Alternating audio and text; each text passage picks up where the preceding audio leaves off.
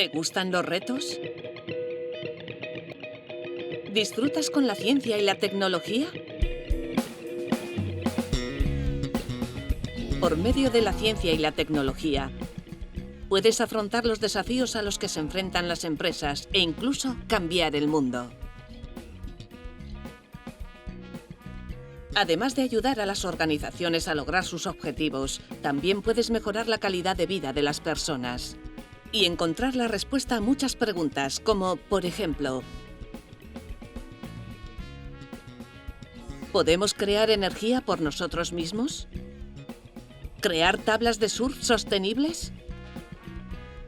¿Quieres dar soluciones reales a problemas reales a través de la investigación, el trabajo en equipo, la reflexión y la creación de prototipos?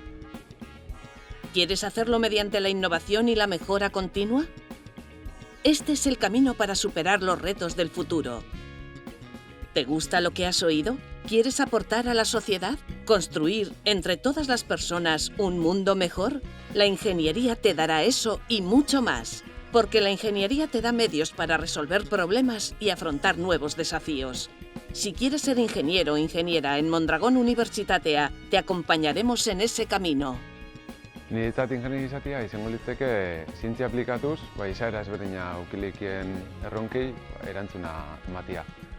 Ni ingeniari diseinu produktukoa izanik, normalien erronka hauei produktu edo antzerako kontzeptuekin ematen zau erantzuna.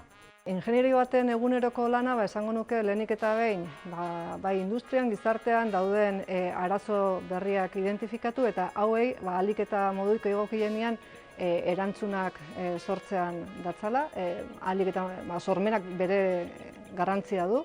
Eta soluzio hauek planteatzakoan beti ere, eta gaur egun oso garrantzia handia dute, aspektu humanoak, jasangarritasuna, berdintasuna, aspektu guzti horiek kontutan hartzea eta horrekin ahalik eta soluzio horik egokiena gizartearentzako, industriarentzako, bai inguru guztiarentzako ematea eta hortan datza ingenierio baten eguneroko lanak.